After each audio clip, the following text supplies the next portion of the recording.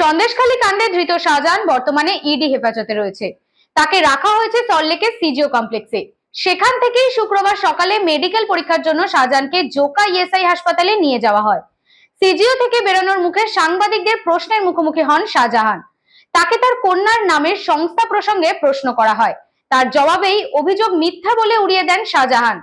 শাহজাহানের কন্যা সাবিনার নামে তার একটি মাছ ব্যবসার সংস্থা চলে, যার নাম সাবিনা এন্টারপ্রাইজ। এই সংস্থার অ্যাকাউন্টে 137 কোটি টাকার লেনদেন হয়েছে বলেই অভিযোগ। কালো টাকা সাদা করার মাধ্যম হিসেবে এই সংস্থাটিকে ব্যবহার করতেন তিনি।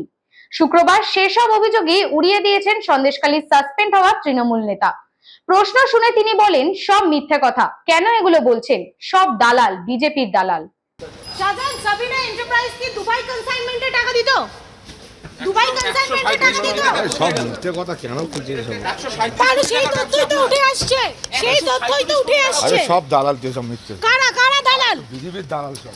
বিজেপির রাজনৈতিক ষড়যন্ত্র কারা করছে? শাহজাহান কারা? নাম বলুন, নাম বলুন। শাহজাহান শুভেন্দু অধিকারী আপনার নামে কোন দালালের কথা বলছেন? আপনি দালালের কথা বলছেন? চেম্বারে না একটু সাইড দাও, উনি আসুন, একটু উনি আসুন,